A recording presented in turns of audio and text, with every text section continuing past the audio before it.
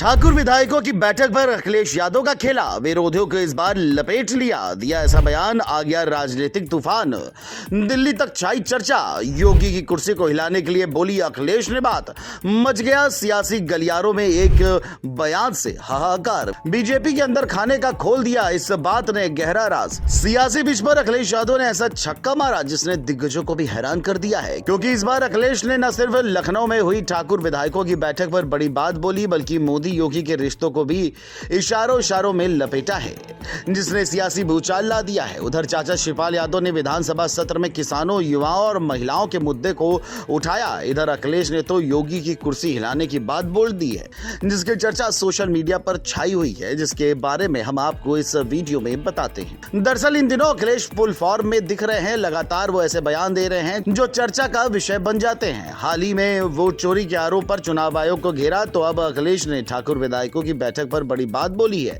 खबरों की माने तो अखिलेश ने मीडिया चैनल से बात करते हुए कहा कि अगर बैठक हो रही है तो सरकार बचाने के लिए नहीं हो रही होगी, इसका मतलब है कि किसी की कुर्सी हिल रही है।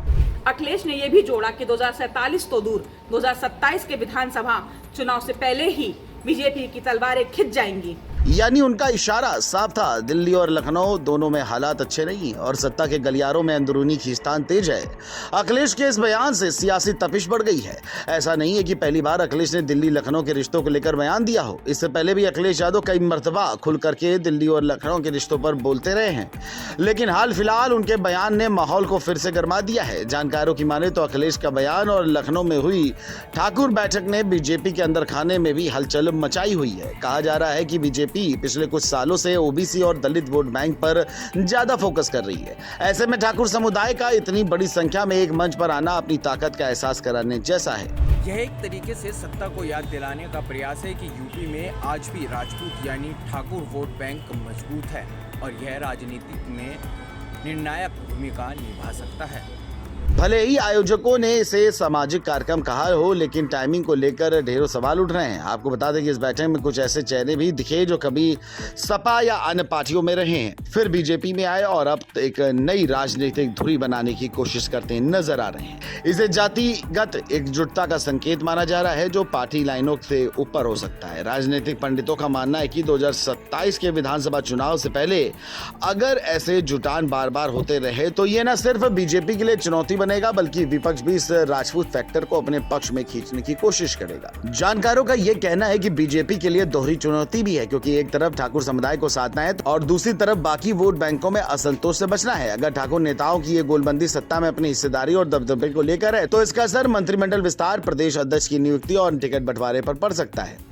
वहीं विपक्ष खासकर अखिलेश यादव इस पूरी स्थिति को भुनाने की कोशिश करेंगे। उनके पीडीए यानी पिछड़ा दलित अल्पसंख्यक फार्मूले में अगर ठाकुर फैक्टर जुड़ गया तो बीजेपी के लिए 2027 का रास्ता आसान नहीं रहेगा। फिलहाल बैठक को लेकर दो तरह की राय भी सामने आई है। कुछ लोग इसे महज एक सामाजिक मेल मिलाप, जलपान और पुराने रिश्तों को ताजा करने वाला कार्यक्रम मानते हैं, लेकिन सियासत के पुराने खिलाड़ी जानते हैं कि राजनीति में ऐसे जुटान यूं ही नहीं होते हैं। जब सत्ता के सबसे बड़े घराने के विधायक एक साथ जुटे हों तो इसका असर सिर्फ फोटो खिंचवाने तक सीमित नहीं रहता है। यूपी की सियासत में ठाकुर राजनीति की चमक फिर से लौट रही है या नहीं, इसका जवाब वक्त देगा, लेकिन इतना तय है कि यह बैठक आने वाले दिनों में बीजेपी और विपक्ष दोनों के लिए चुनावी शतरंज का अहम मोड़ हो सकती है।